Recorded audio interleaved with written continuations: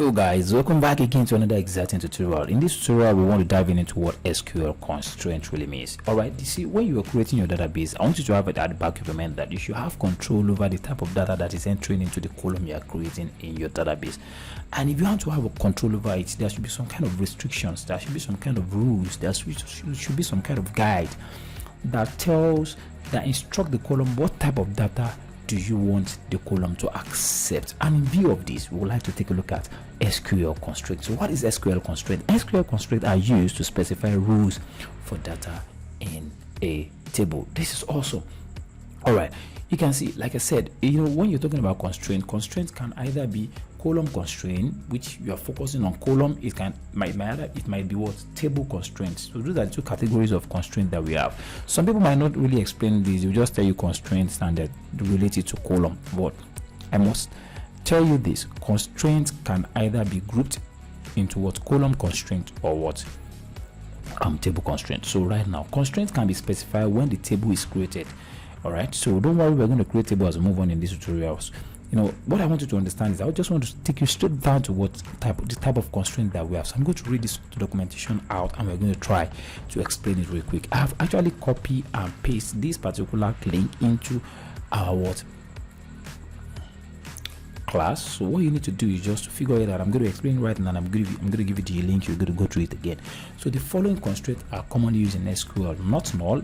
What is not null? Not null is when you want a particular column not to be empty. You want a situation whereby you have to supply that particular column before you move to the next. If you have not successfully supplied data into that particular column, it should not go.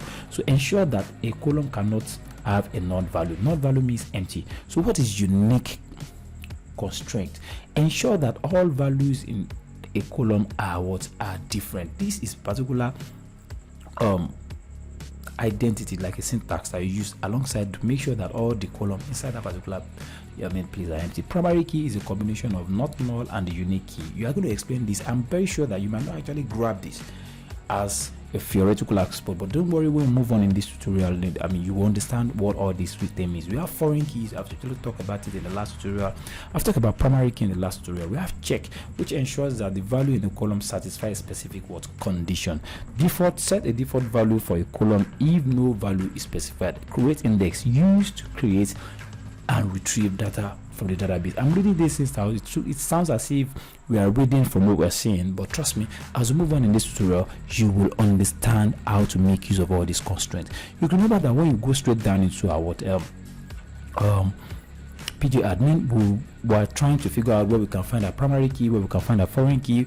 We were able to say, okay, fine, in order for us to get this thing, let's go straight down into our table. I'm picking the table at random now, which is country. So I'm going to scroll down. You can see there's an environment where you see constraints. So when you click on it, it's going to tell you the constraint that is there is just the primary key alone, no foreign key.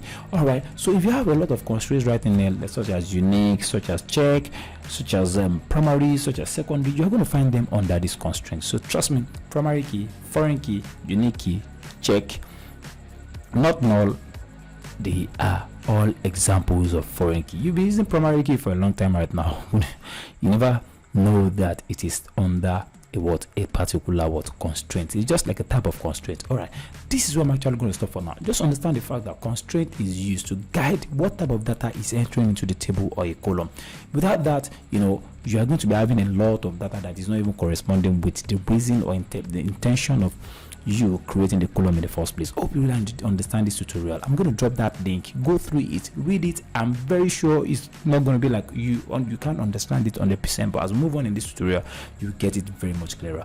Most especially when we start creating our own table from our own database that we are going to create in the future. Trust me, this is going to be awesome, and I can't wait to take you through that journey. We have successfully understand what constraint really means right now. I don't want to talk too much. In the next tutorial, we're diving into something more awesome, and until then, I can't wait to have you in the next one. Bye.